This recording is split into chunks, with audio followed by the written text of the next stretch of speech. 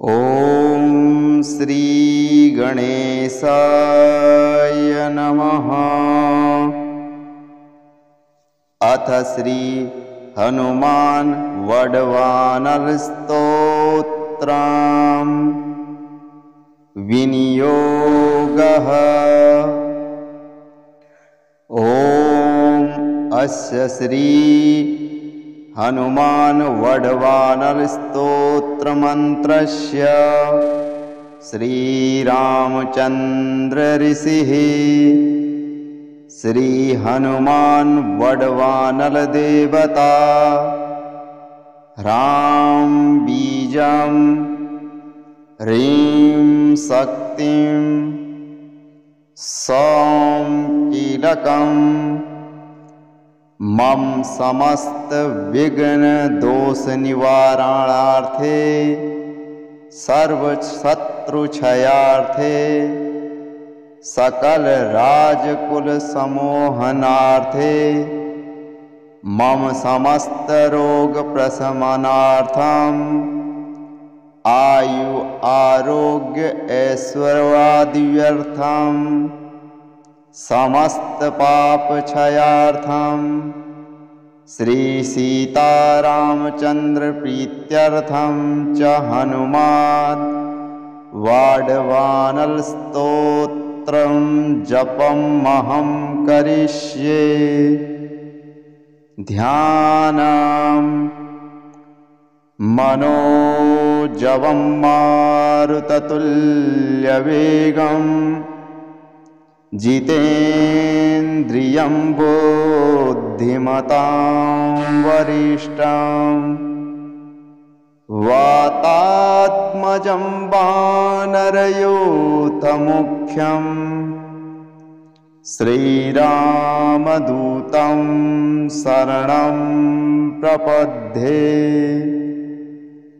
ॐ राम ह्रीं ॐ नमो भगवते श्री महाहनुमते प्रकटपराक्रम सकल दिग्मंडलं यशोवितान् धवलीकृत जगत्त्रय वज्रदेह रुद्रावतारं लंकापुरी दहय उमा अर्गल मंत्र उदधि बंधनम् दशशिरः कृतांक सीता श्वसन वायुपुत्र अंजनी गर्भ संभूत श्रीराम लक्ष्मणानंदकर कपिसैन्य प्रकार सुग्रीव साहर कर्ण पर्वतोत्पाटन कुमार ब्रह्मचारीन गंभीरनाद सर्व पाप ग्रहवारण सर्वजरो चट्टान डाकनी साकनी विध्वंसन।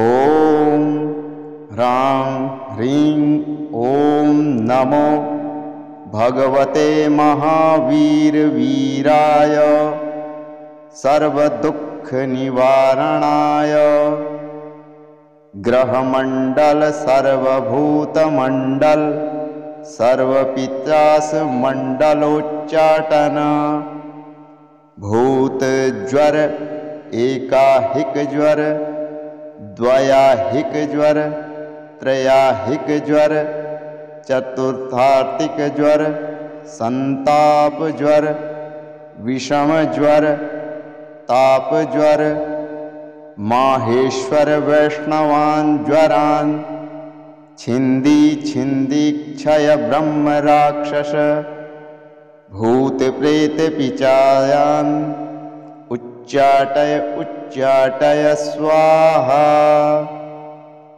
ओम ह्रां ह्रीं ओम नमो भगवते श्री महाहनुमते।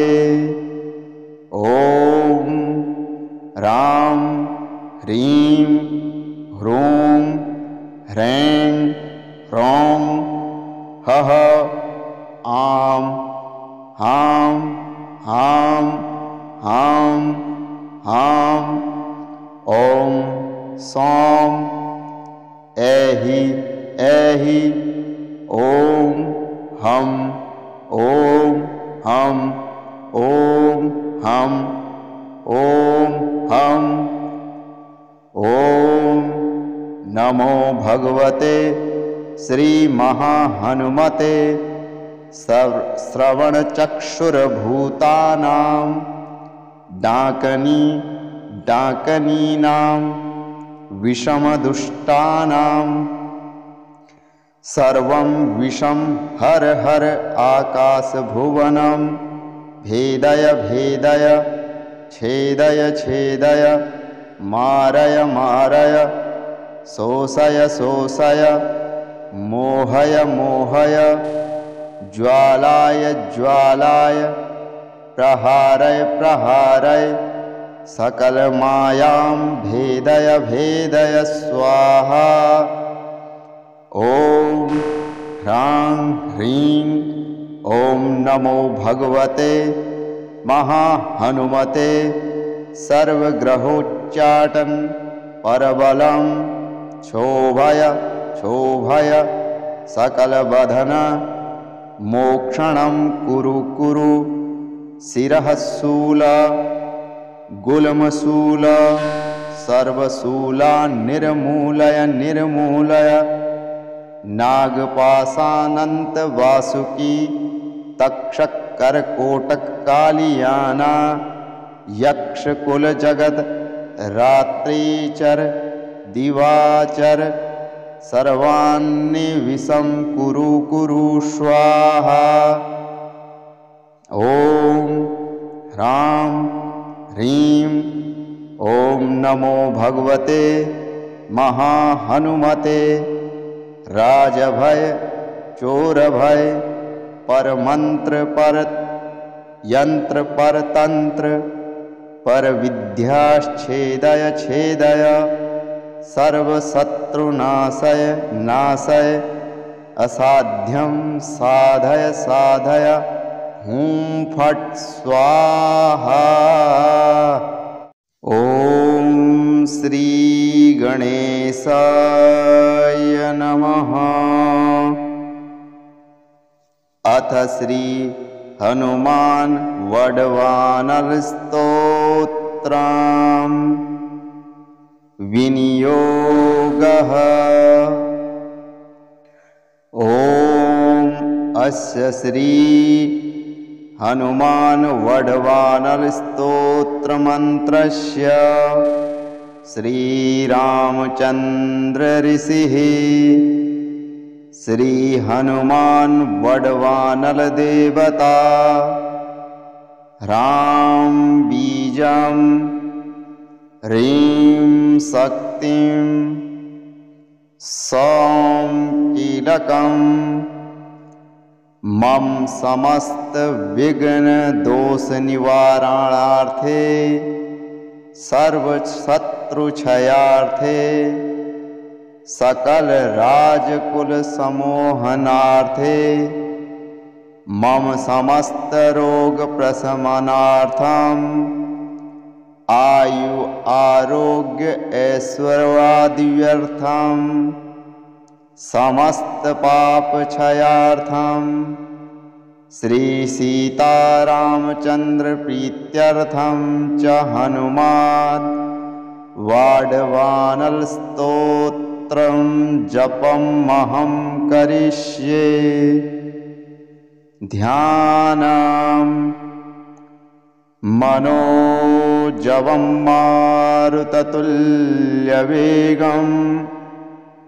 जितेन्द्रियं बुद्धिमतां वरिष्ठं वातात्मजं वानरयूथमुख्यं श्रीरामदूतं शरणं प्रपद्ये। ॐ राम ह्रीं ॐ नमो भगवते श्री महाहनुमते प्रकटपराक्रम सकल दिग्मंडलं यशोवितान धवलीकृत जगत्त्रय वज्रदेहरुद्रावतारं लङ्कापुरी दहय उमा अर्गलमन्त्र उदधिबन्धनं दशशिरः कृताङ्क सीता श्वसन वायुपुत्र अञ्जनीगर्भसम्भूत श्रीराम लक्ष्मणानन्दकर कपिसैन्यप्रकार सुग्रीव साहरकर्ण पर्वतोत्पाटन कुमार ब्रह्मचारीन गंभीरनाद सर्वपापग्रहवारण सर्वजरोचट्टान डाकनी साकनी विध्वंसन ओम ह्रां ह्रीं ओम नमो भगवते महावीरवीराय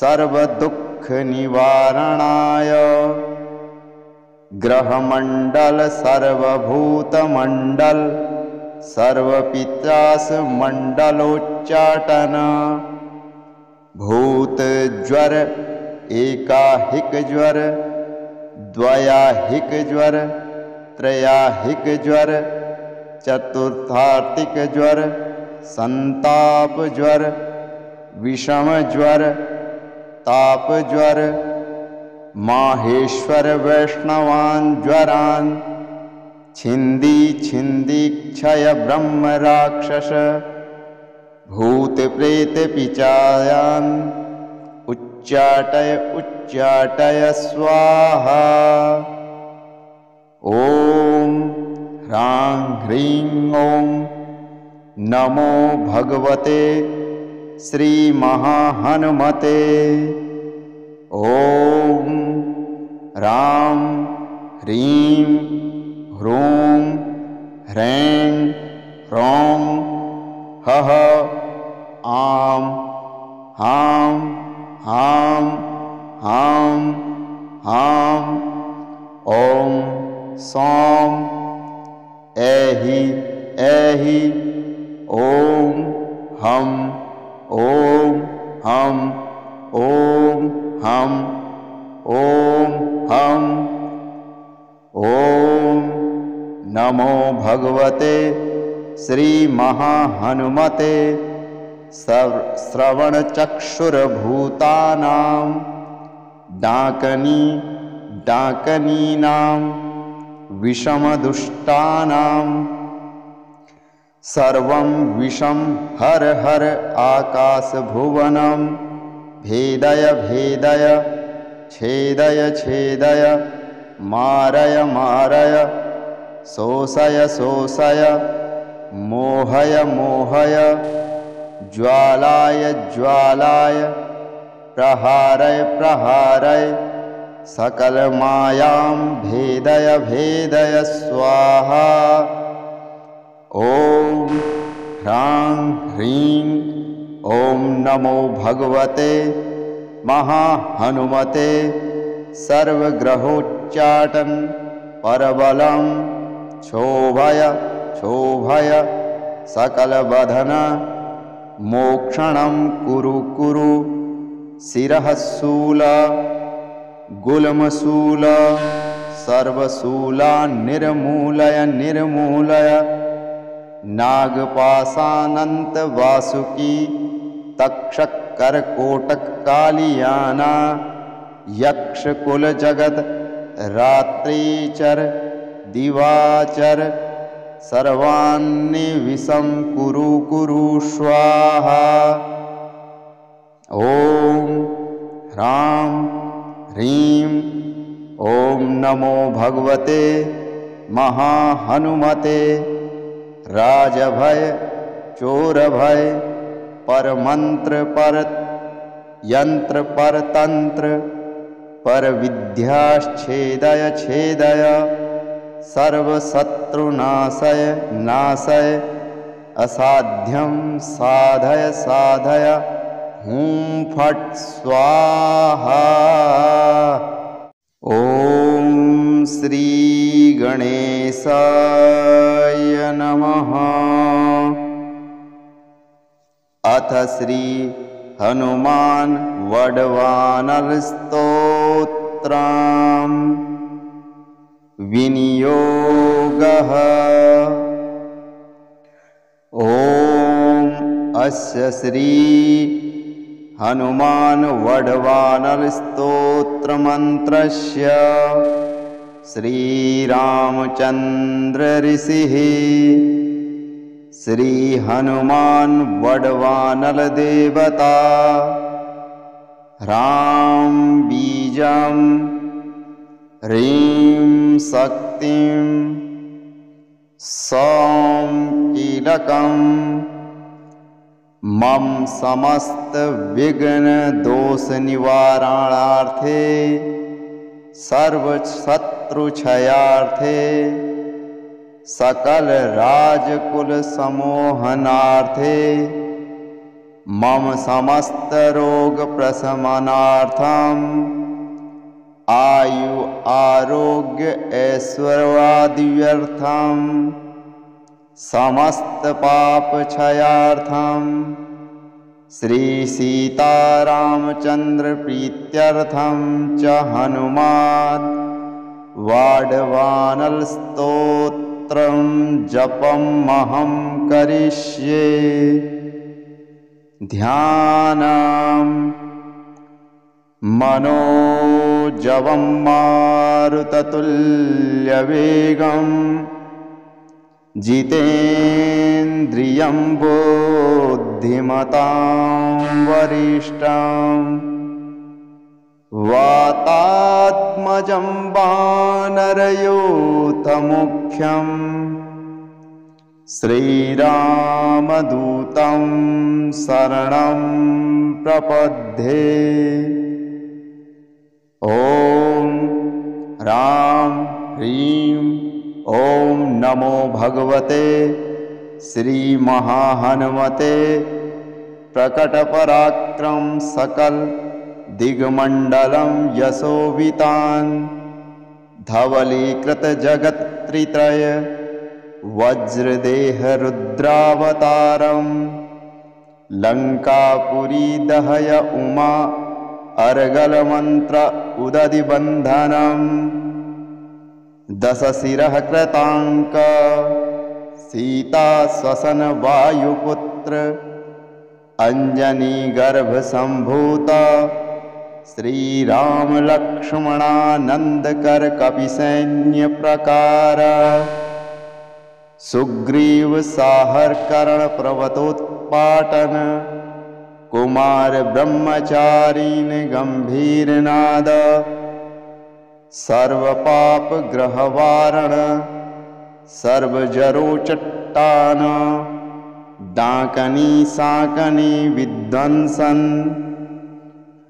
ओम राम ह्रीं ओम नमो भगवते महावीर वीराय सर्वदुःख निवारणाय ग्रहमंडल सर्वभूतमंडल सर्वपित्रास मंडलोच्चाटन भूत ज्वर एकाहिक ज्वर द्वयाहिक ज्वर त्रयाहिक ज्वर चतुर्थार्थिक ज्वर संताप ज्वर विषम ज्वर ताप ज्वर माहेश्वर वैष्णवान् ज्वरान् छिंदी छिंदी क्षय ब्रह्म राक्षस भूत प्रेत पिचायान् उच्चाटय उच्चाटय स्वाहा।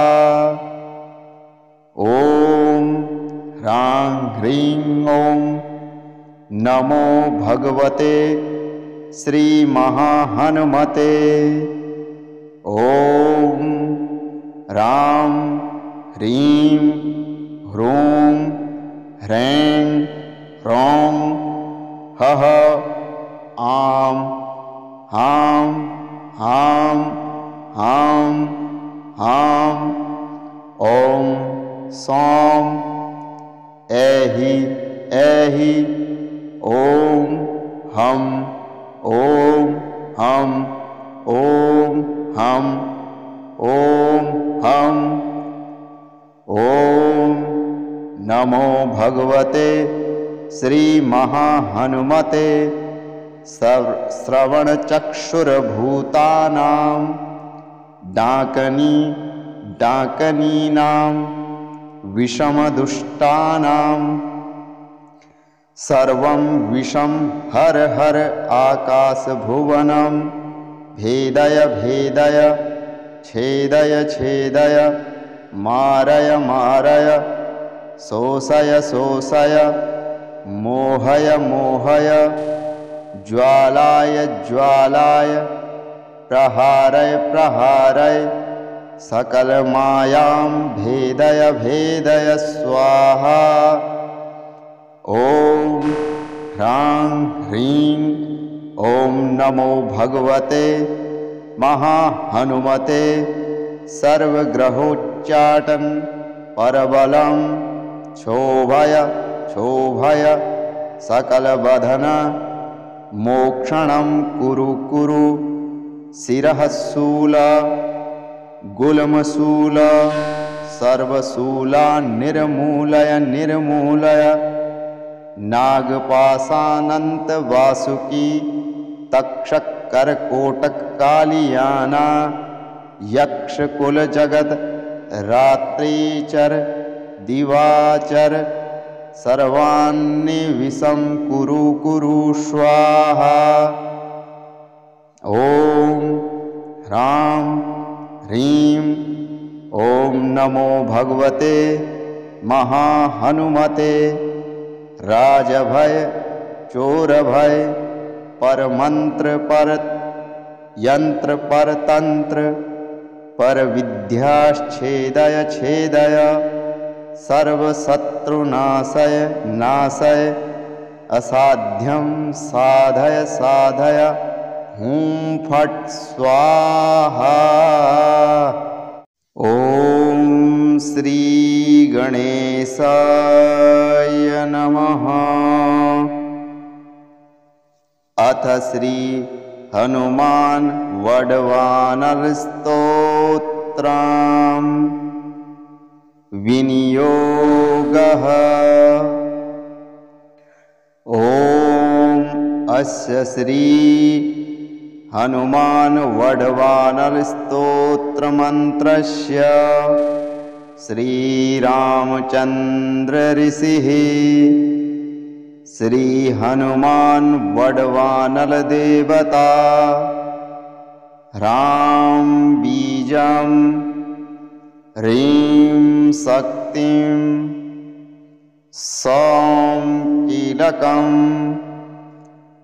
मम समस्त विघ्न दोष निवारणार्थे सर्व शत्रु क्षयार्थे सकल राजकुल समोहनार्थे मम समस्त रोग प्रशमनार्थम आयु आरोग्य ऐश्वर्यादिव्यर्थम समस्त पाप क्षयार्थम श्री सीतारामचंद्र प्रीत्यर्थम च हनुमान वाडवानर स्तोत्रं जपमहं करिष्ये। ध्यानं मनोजवं मारुततुल्यवेगं जितेन्द्रियं बुद्धिमतां वरिष्ठं वातात्मजं वानरयूथमुख्यं श्रीरामदूतं शरणं प्रपद्ये। ॐ राम ह्रीं ॐ नमो भगवते श्री महाहनुमते प्रकटपराक्रम सकल दिग्मंडलं यशोवितान् धवलीकृत जगत्त्रित्रय वज्रदेह रुद्रावतारं लंकापुरी दहय उमा अर्गलमन्त्र उदधिबन्धनम् दशशिरः कृताङ्क सीता श्वसन वायुपुत्र अंजनी गर्भसम्भूत श्रीराम लक्ष्मणानन्दकर कपिसैन्य प्रकार सुग्रीव साहर कर्ण पर्वतोत्पाटन कुमार ब्रह्मचारीन गंभीरनाद सर्वपाप ग्रहवारण सर्वजरो चट्टान डाकनी साकनी विध्वंसन। ओम ह्रां ह्रीं ओम नमो भगवते महावीर वीराय सर्वदुःख निवारणाय ग्रहमंडल सर्वभूतमंडल सर्वपित्रास मंडलोच्चाटन भूत ज्वर एकाहिक ज्वर द्वयाहिक ज्वर त्रयाहिक ज्वर चतुर्थार्थिक ज्वर संताप ज्वर विषम ज्वर ताप ज्वर माहेश्वर वैष्णवान ज्वरान छिंदी छिंदी क्षय ब्रह्म राक्षस भूत प्रेत पिचायान उच्चाटय उच्चाटय स्वाहा। ओम ह्रां ह्रीं ओम नमो भगवते श्री महाहनुमते। ओम राम ह्रीं ह्रूं ह्रैं ह्रौं हः आं हां हां हां हां ओम सौं ऐहि ऐहि ओम हम ओम हम ओम हम ओम हम।